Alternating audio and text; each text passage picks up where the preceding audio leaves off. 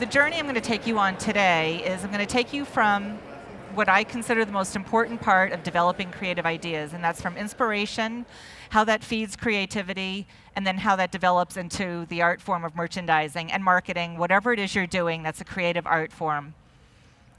The journey that I'm taking you on, my goal for you at the end of this is that you learn a little bit about who you are and why you do what you do so that you can be real in your merchandising.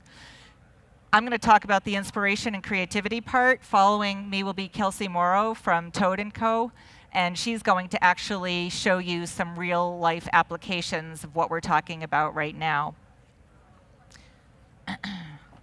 So my big idea for you is that I believe that creativity has to be fed a diet rich in inspiration, and I talk about this a lot.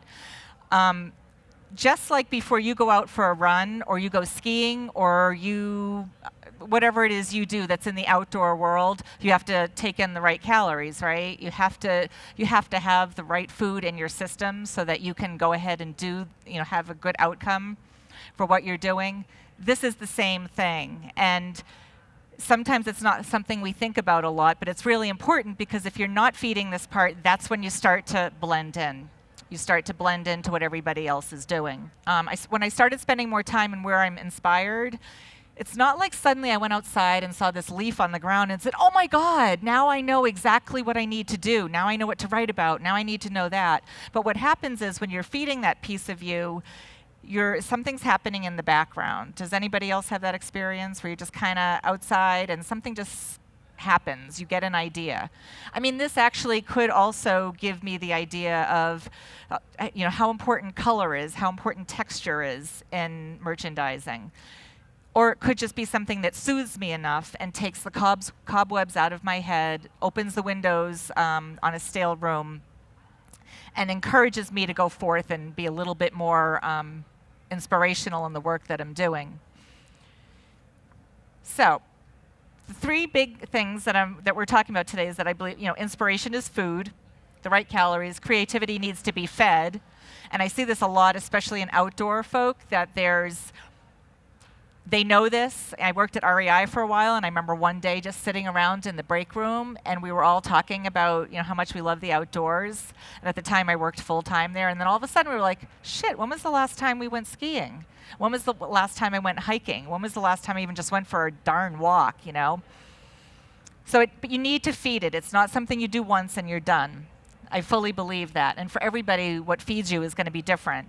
It needs to be a rich diet, but then the most important thing, and I see this with the merchandising part, is that we need to create environments where people feel free and safe to create and take risks. That's probably when I work with merchandisers on that level, the people actually putting into place plans. I hear that over and over again, that they are not being encouraged to take a risk. Yeah, you're going to end up with some fails, but I don't think you're going to end up with as big a fail as you would without encouraging that type of environment. So if every artist needs inspiration, which we've covered, that's the obvious for me. We have to really pay attention to that with our merchandising and marketing people and provide them opportunities and an environment. I'd like you to just, for a second, it's a busy place here. There's a lot of auditory and sensory overload, but maybe just think for a minute about one thing that feeds your inspiration. Just one thing. Maybe it's a person, maybe it's a place, maybe it's something you just saw. And I don't want you to judge it. I don't want you to think that it's something that's unimportant. I think it's critical, and if you're not doing it, you're missing opportunities. For me, it's obvious that one of the areas that I find my inspiration tends to be in the outdoors. And I don't suddenly wake up one day and say, holy crap, I'm feeling really uninspired, got to go for a walk. It's more that I'm learning more and more that's a lifestyle. That's something that we all need to source, I think, better than we do. And I know it's hard, but it's not playing. It's still working when you're playing. I don't know if that makes any sense. But if nature is something that you feel strongly about and is a reflection of who you are, then you need to access that and source that and use that in the work that you're doing, whether it's merchandising or marketing. So here's an example of what I'm talking about. I get a lot of inspiration on my mountain bike. I am a shitty mountain biker. I just started 2 years ago. I have gone over the handlebars a number of times. I just started clipping in, and I've had some pretty fun to watch falls, not fun to have. But I love it, and I keep at it because I feel really good when I'm done and I'm still alive, basically. But also, something is happening while I'm mountain biking, and what's happening to me is I'm not thinking. If I think, I'm going to die. I really am that bad. I'm not exaggerating. But sometimes, all of a sudden, I'm riding, and I don't know if this happens to you guys, and all of a sudden an idea pops into my head, and I don't know where it came from. I mean, there's one, it's a big thing that I'm working on right now in writing.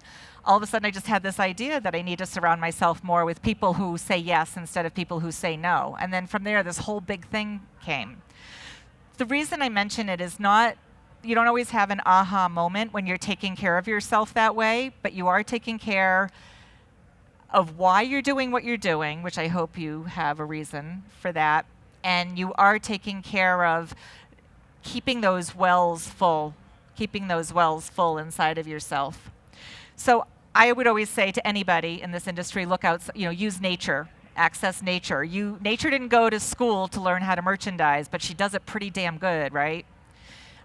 You can learn more about color, texture, composition, and story in nature if you learn how to see. And one of the ways you learn how to see as an artist is to feed your inspiration.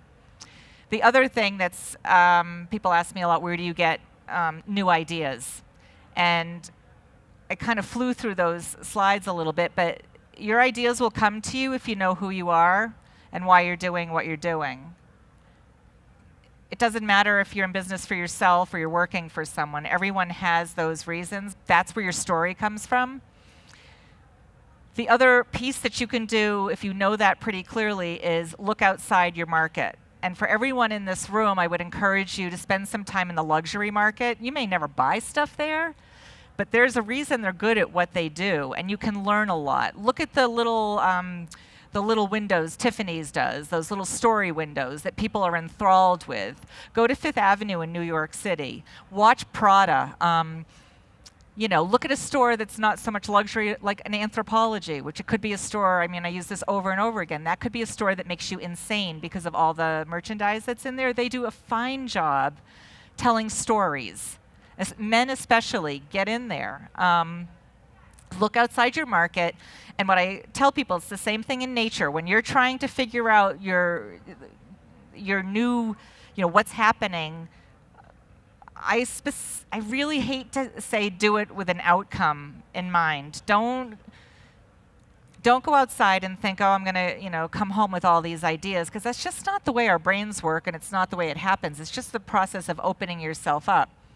But what I would say when you're in another market or you're outside is bring your camera, and if something makes you stop in your tracks, then just take a picture. Don't judge it. Don't say, I can't do that in my work, or that doesn't make any sense, or because you do that and you're already giving yourself a million reasons why you can't do what it is you want to do ultimately. When I go through at the end, I'm going to give you kind of a self-guided merchandising tour. I'm going to recommend a number of booths. You can either take a picture of the screen with your phone, or I think there's other ways that you can probably go ahead and get that. But that's what I did. I got here yesterday, I leave today, and it was kind of nice. I'm usually here for the week. I walked the show floor. I did not see everything, so if you think you should be on there and you're not, don't be insulted. But what I did is I just looked at what's catching my attention. So we talked a little bit about what inspires me. It's a little more color. This has nothing to do with merchandising per se, but I wanted to put it up there because I wanted to show you how the things actually relate for me as someone who's a speaker, a writer, and works in the business of creativity, because that's what I really do, is that I've started looking at pictures. I'm not a photographer. I'm a total novice. I'm an amateur. I don't know what I'm doing, but every now and then I get so darn lucky and I get so excited. And then I started looking at some of the writing I do that I really enjoy, and so now I'm starting to create things from that. But I didn't take that picture thinking I'm going to then put words on it. I want to go backwards a little bit, and I'm going to because what I learned, okay, so see this quote. I put this on my Robin Enright Facebook page, the page as a writer. I've had, I think it's almost 700 hits by now. I don't normally get that much attention. I wish I did, but I don't. This really resonated with a lot of people. It's the same thing, you know, I think there's a solid emotion in there, obviously, and not just because they use the word emotional suicide. But that's kind of what I'm trying to get across to you here. If you want to create emotion and engagement with your consumers, you need to figure out how to generate your own emotion and how to engage yourself. And that comes from a place of inspiration. That doesn't come from walking around the mall and seeing how someone else is setting up their mannequins. I just want to check time. Oh, good, I'm doing great. So I'm paying attention to the fact, this isn't my quote, I didn't create this, but it obviously struck a chord with many other creative type individuals. I am guessing it might strike a chord with you. You may not think of yourself as creatives, but you are. I mean, all of you are, everyone that's here. And if you don't think of yourself that way, I would encourage you to change that. You're not just business people trying to have a result of increased sales or brand recognition. So, talking a little bit more about creativity, I'm just going to leave you with a pretty picture on the screen so you don't have to, if you get sick of hearing my voice. I don't believe in creative block per se. I hear that from people too, especially people in this industry, well, other industries as well. Like, I don't know where to get new ideas. I don't know how to, I feel like I don't know, I don't have any new ideas. I can't write. I can't create new displays. I can't do this. And I just don't believe in that. I believe in other things happening when you feel like you're stale. One is, I don't think you're feeding yourself. Your inspiration. Number two is, I think you might have a plethora of ideas, too many, without a solid focus. And number three, I think that there's, I think that often that creative block can come from a place of not feeling free and safe to create. And that's the way of saying no to yourself before you even begin. So, I can say that when I'm feeling that way, and I think we're all our worst judges in the work that we're doing. I mean, I see some really cool stuff and people will tell me why it's not really cool, and I do the same thing. Like, I do pottery, for example. That's one of my outlets. I don't do it. I really am not very good at it. I just love it. I love the way my hands feel in clay. I love the way my headspace clears. But all the time, I'll make something and somebody will say, I love that. And my first response usually is, yeah, it's not so great. But I'm stopping that, and I want you all to stop that. Look at where you are and pay attention to that. And it's okay to know you want to go here, but don't deflate where you are because you're not here yet. I don't know. Hopefully that makes sense. To me, the most common barriers to creativity are not knowing your story, not knowing your why. Think of brands that do that really, really well. And don't try to be them, but think of like a Patagonia or you know, in the retail side, I like to think I always use Moose Jaw. Have you guys familiar with who Moose Jaw is? I hope. I don't know how many retail stores they have, but they have a huge sense of humor. And you go in there to their store and you're having an experience. You're laughing. Their signage is pretty.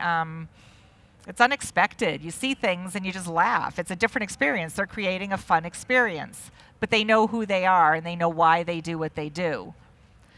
If you do nothing else after you leave here today, if that is unclear to you, whether it's you yourself personally or the brand you're working for, spend time on that.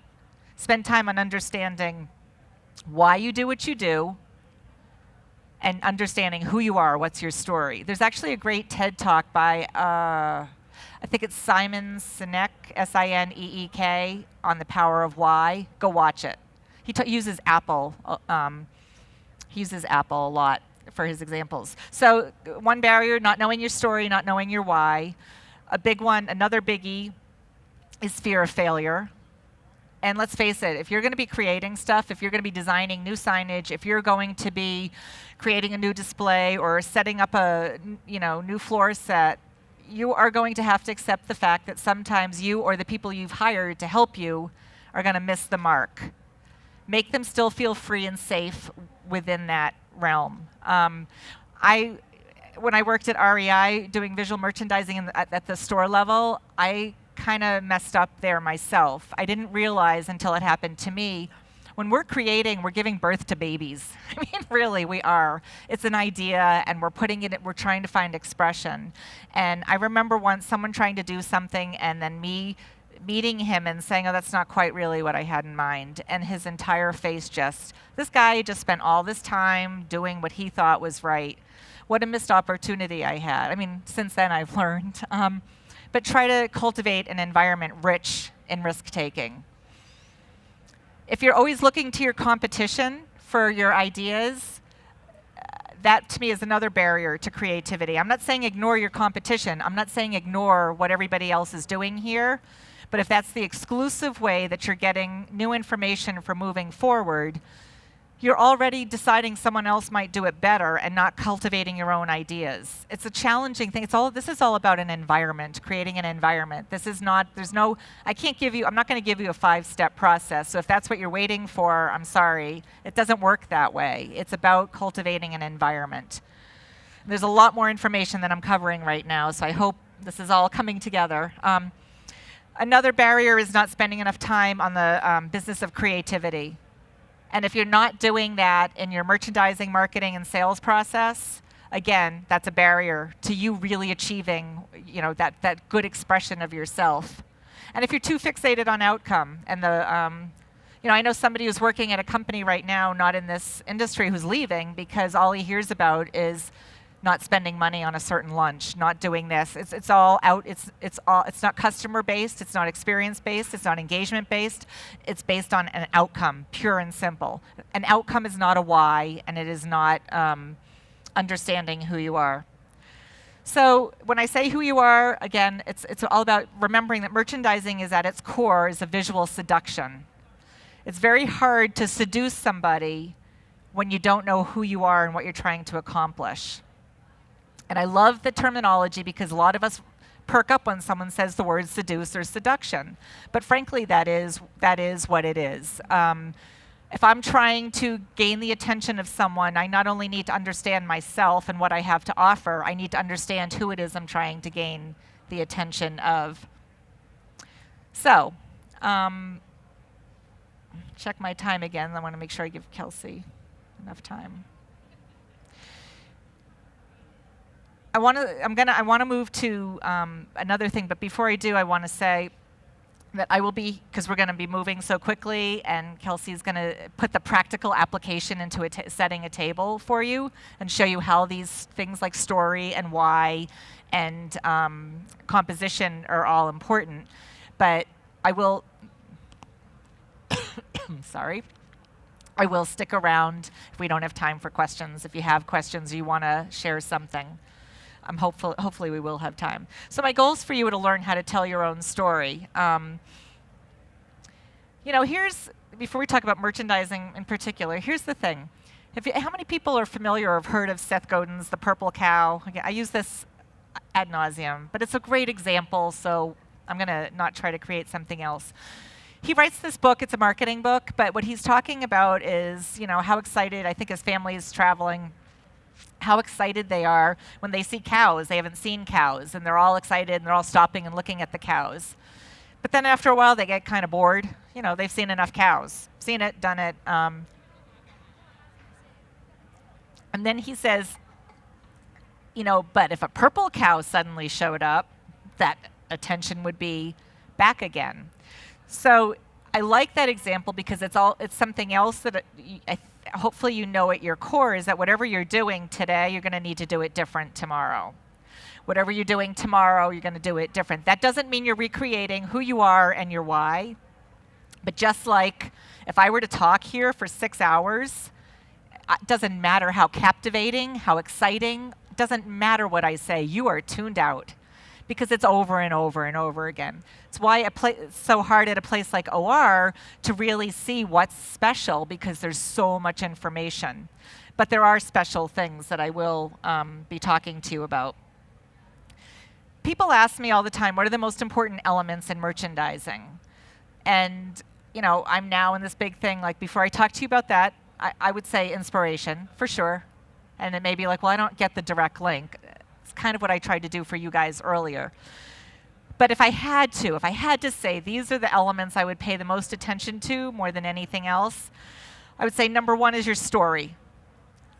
What is your story? Ask yourself before you do whatever it is you do, what the story is. And I'm a writer, so it's pretty easy for me. Not everybody comes at things from that angle, but I used to name my mannequins. I knew where they were going. I knew who they were going to see. I knew, and because that was the way I could then hand it over to someone else and say, here's Joe and Jane, and they are on their first date, and then they're going to go, I don't know, making up stuff here, but it really made a difference. I set people up for success by understanding the story I wanted to communicate.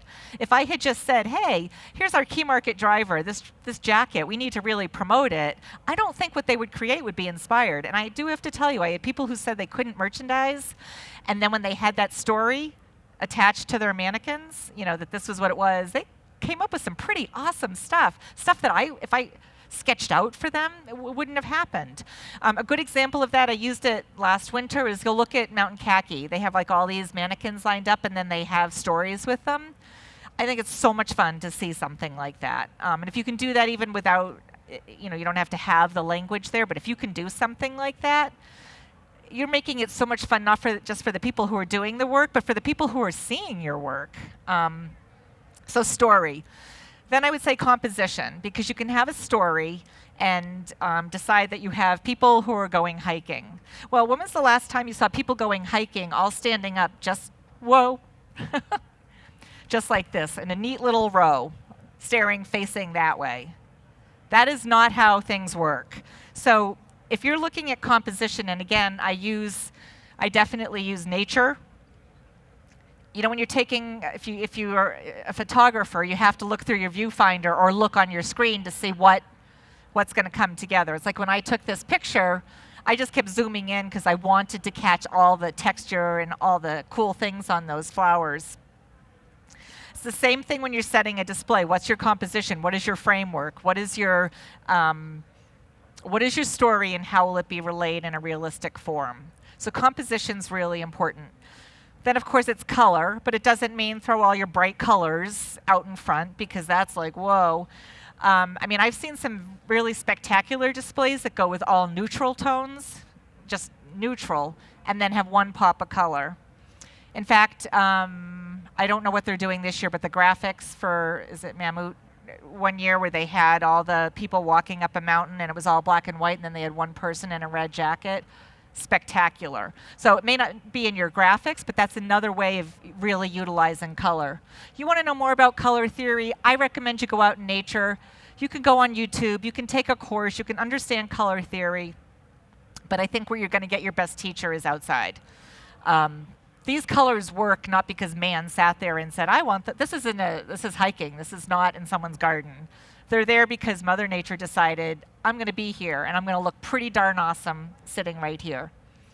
And then the fourth element that I would say is the most important is lighting, because if you don't have lighting, people can't see it. What's the point? So you might want to learn something about that. All right.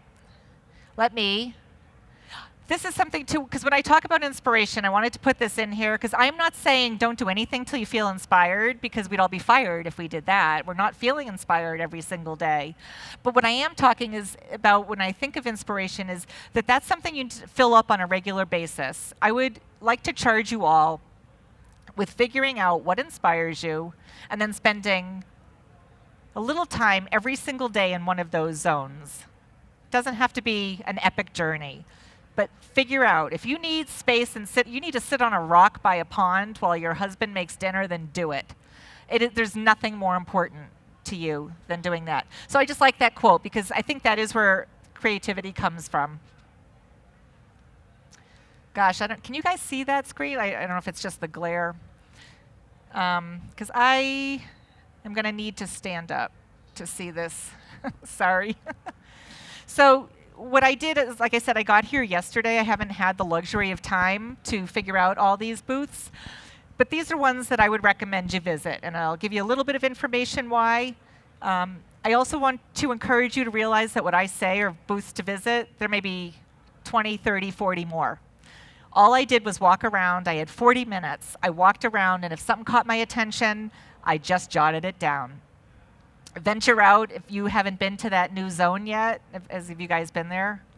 Like at the front in the lobby. It is awesome. The vibe that's been created, it's just such a different place. So I recommend you visit it for the vibe. It's not closed off anymore. It's kind of wide open. Ibex, when I walked by, it was art. I looked at that booth and I just thought I was looking at a piece of art. Gramici, I believe, was the same thing. There was something that just captured my eye. Snow Peak, their exterior walls, they have, the little fuel canisters. Whoever thought fuel canisters could be sexy or attention catching? I mean, usually they're the things stuffed on a shelf, falling all over each other. They did a great job, curator style, on a very basic item. And that's a good thing to think of. If you have something in your show floor, on your retail floor or in your booth that you think is boring, so you're going to tuck it in the back, why not have some fun with it? Make it sexy. Kurgo is just fun. That's in the ballroom. Kurgo is just a fun booth to take. They're having so much fun with their products. Poptical, their color. The color was what immediately grabbed my attention. O Loves M, I always tell people to take a look there because, sorry, it's a very small space with a very big presence. And it's just a great example of how to do that. So if you don't have space, you can still do something pretty cool. She even had to build, she built a wooden structure over a water fountain so that she could use the space. Instead of saying, oh crap, I have a really lousy location, she went with it. Hydro Flask and Chaco, their wayfinding signage I thought is so cool. Hopefully you've seen it. If you haven't, just go check it out. It's made me happy when I saw it. Sarah Designs photo booth. That's a really cool way to create a little bit of an experience for the people coming by the booth. And you think of it, people like, more than anything, they like to look at themselves in mirrors, and you all do, so don't say no, not me. Everybody does. That's why we have to have mirrors where we are. Same thing with a photo booth. Everybody likes to act a little silly and then document it. So I thought that I'd give them an A+ for having some fun. Toad & Co., they're just a simple backdrop. And it's not because Kelsie is presenting afterwards. Every single show, I do bring them up. They always do something cool and neat. Gordini, just fun with gloves. Oh, Fox, just the base. I think they're in here somewhere. They have a cool little wooden base that just caught my attention. And then, does anyone know how to pronounce the name of this brand? Fjallraven? I don't know. There's a really cool experience happening there. So those would be booths that I would recommend you check out. And again, what I do is what I'm encouraging you to do, which is just put into place, if something grabs your attention anywhere you are, we all have cell phones, take a picture, ask questions later. Keep a folder of all the things that inspire you or grab your attention, and maybe later you'll figure out how that's going to be used. You may not do the wayfinding signage like Hydro Flask, but it might give you an idea like, oh man, I could change something that I'm putting into place, and I could do it in a way that's not the conventional sign above a booth. So, without further ado, I don't know if I have time for questions. I do. I have if my watch is right, it's 10. Do I have 5? I think I have 5 minutes. I have to tell you, this is the first time I've ever given that presentation. And last night, literally, I'm not joking, I changed a few things because I was thinking, who the hell am I to stand up here and tell you how to merchandise? Okay, so that's the business that I'm in, but really what I want to be able to do is encourage you to tap into the piece that's in yourself, the creative juice that's in yourself, to do your own creative expression. And the reason for this is I don't know who you are. I don't know you. I don't know all your whys, but you do. So if I can encourage you to tap into that a little bit, then I really look forward to seeing what you're going to do next. Do I have questions, comments, thoughts? Love to hear them. My voice is boring me. Nothing? Well, now you're in for a real treat because I just blithered on and on about the things that I consider big picture items. Now you're going to get down into the details, and Kelsie is going to take over, and she is going to show you how to put into play through a table. I'll let her tell more about it, the practical application of storytelling. Thank you all. There's two types of displays that I used a lot in my store. One was called a related merchandise display, and one was a line of goods display. Both are really great for two different reasons. The line of goods display is when you just have several pairs of jeans or several shoes, and you really need that customer to understand how to differentiate what those things are. So you just line them up.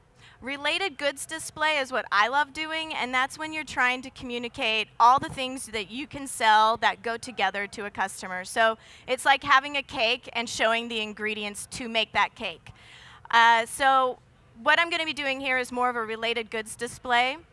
The first thing you want to do is have that inspiration, know who your store is, and how you want to communicate that in your merchandising.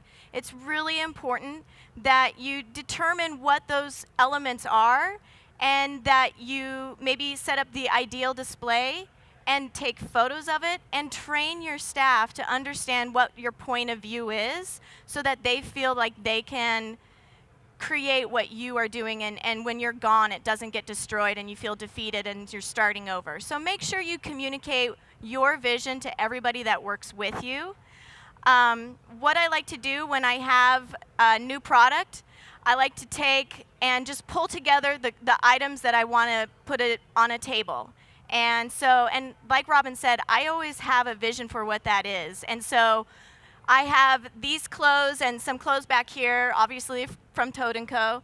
But I come up with that story in mind. And these were our modern travel people that I was like, they are traveling in the city. They aren't like, going somewhere that's needing very technical gear, but they want to be comfortable and have layers and be able to travel well. So I dress my mannequins first so that I can keep coming back to that story. They're right in front of me. I know who they are. And everybody else can be like, oh, if that's the story you're trying to tell, these shoes match that story, this accessory matches the story.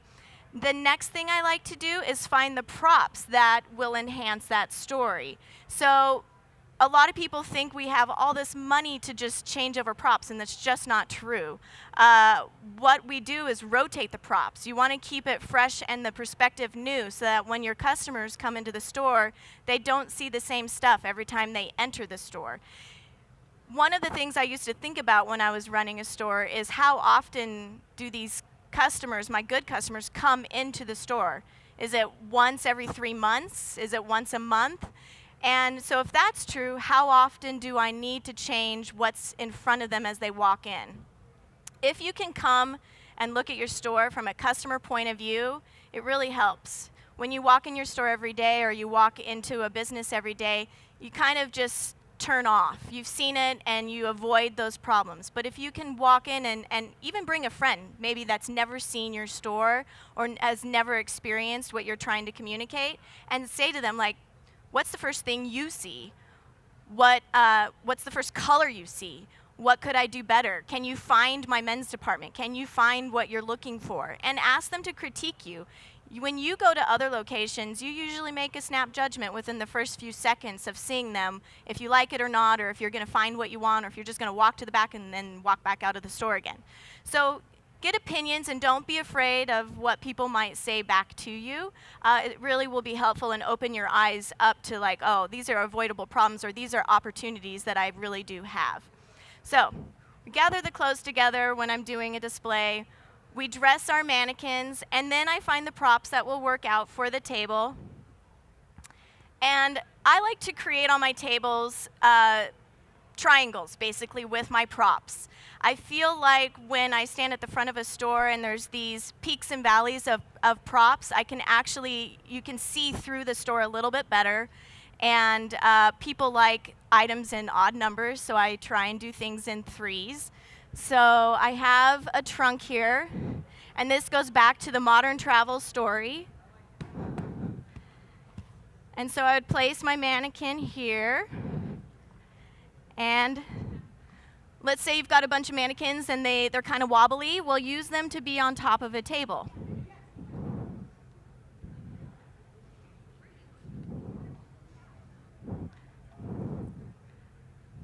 Hopefully he does not fall. But I like to create a little bit of a triangle so that it's, visually pleasing. The next thing I like to do is place any POP I might have about the brand. These are really helpful for your sales associates. It helps them have something to communicate to the customer and go back to.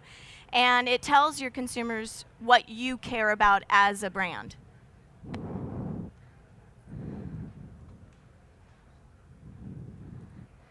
The next thing I like to do is figure out, I've got all these clothes. Well, certain clothes fold, certain clothes hang. We have a lot of outdoor gear that we carried at Lizard Lounge that just couldn't fold because it's slippery, it's waterproof, and so that really does direct a lot of our decisions in what product is going to go on a table and what product is going to hang on the bar. You always want to make sure that you know your store's highest trafficked zones that sell product faster. Those are your money-making zones. And so make sure that they rotate often. A lot of people, though, might let an underperforming zone in their store just continue on. And so look at those spots in your store that maybe aren't selling as much product, and maybe you could do something different. Maybe you could put a new display fixture there, and that could help change the layout of your floor plan.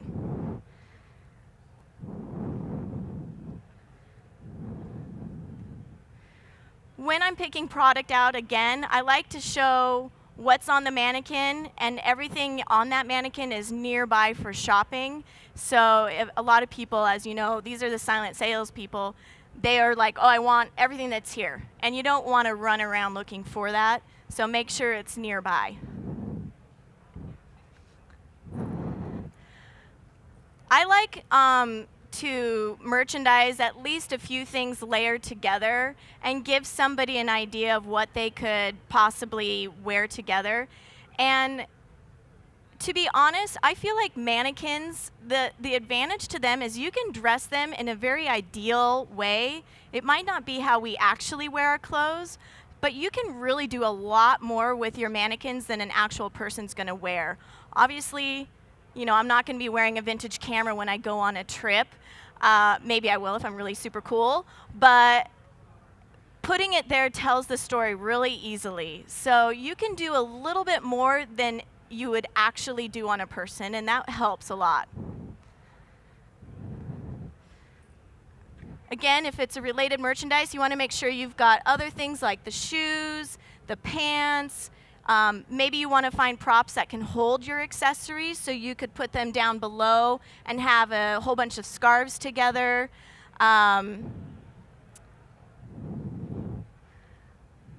Finding props, a lot of people are like looking at our display and they're like, how do you actually acquire all this stuff?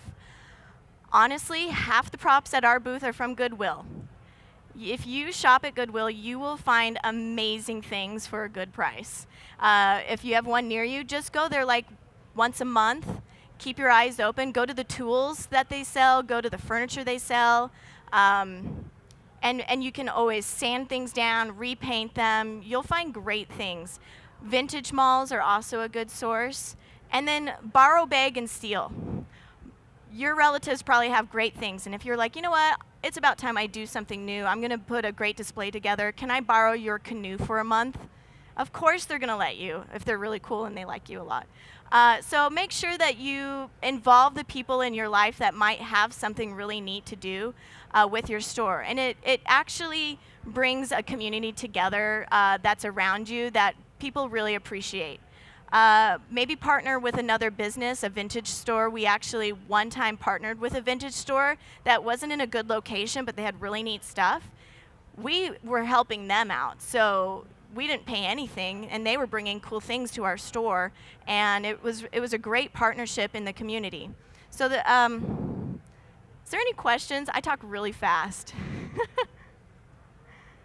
Everyone good? All right, well, That's everything. If you have any more questions, feel free to come by. I'm usually at the Toad & Co booth, or you can stop me right now. And thanks so much.